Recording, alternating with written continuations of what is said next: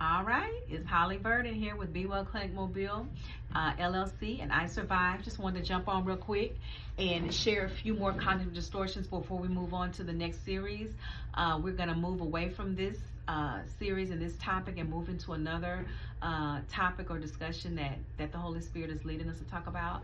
So just a few thoughts. We've dealt with labeling, we've dealt with mind reading, we've dealt with catastrophizing. We've dealt with some generalization. And so today we want to talk a little about discounting the positive. Discounting the positive is when you have an individual who, no matter what good happens in their life, they just disregard it. That was just good luck. Somebody just chose me out of the blue. I'm not really deserving of that. Anything that happens, it's always spit negatively, or it's always given a negative connotation, or it's always that was just something that happened, but it has nothing to do with me. It has nothing to do with how nice I am. It has nothing to do with how good of a person I am. It is always just happenstance. And it's almost as if they don't deserve anything good to happen to them. It's almost as if they see themselves as inadequate, as if they don't deserve good. They don't deserve happiness. They don't deserve peace. All right? And so that is discounting the positive. Another cognitive distortion that I would like to mention to you guys and just kind of introduce is called personalization. It is when a person internalizes something that has nothing to do with them. A good example of it will be maybe a grandmother whose grandchild was born with maybe a foot condition, or maybe a knee condition, or maybe some type of defect, and automatically she assumes it's because of her. They're like that because I'm like this. They're like that because I'm their grandmother. They're like this because they're being punished for something I did. They're like this because I had a condition similar to that when I was growing up. This is why this has happened to this child. It's all about me and why I did what I did, how I did, and how I am, and it has negatively affected somebody else. That is personalization, and often that person can be very challenging to deal with because you're constantly trying to deprogram them and constantly trying to convince them that what is happening has nothing to do with you. Nothing.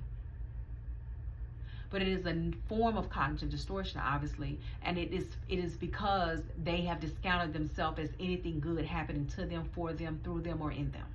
Okay? And then the only other one that I would like to introduce to you guys would be people who constantly make should and must and could statements. People like, I should be doing that, and I don't know what's wrong with me, or I should be going here, and I don't know what's wrong with me, or I should be like this, or I should be like that person, or I need to do this, or I should be better, or I should be this. And what it does is it's condemnation. It creates the feelings of guilt and inadequacy.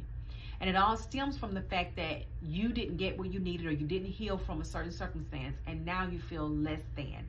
Now you feel inadequate, and now nothing that you do is good enough. Nothing that you say is good enough, right? So these are all types of cognitive distortions, in addition to all the other videos that I've done, that reflect how we think negatively. But how many know we have got to change the way we see ourselves? We have to see ourselves the way God sees us. We have to govern ourselves the way God has instructed us to govern ourselves. And then we have to access His Word for peace. This is Holly Burden with I Survived, Be Well Clinic Mobile, signing off. I would encourage you to continue to explore some of the negative mindsets and the cognitive distortions that are out there. And stay tuned for our next episode, our next topic, our next theme. I look forward to speaking with you all.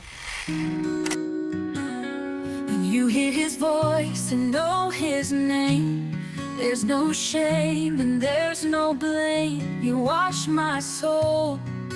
His grace made me whole.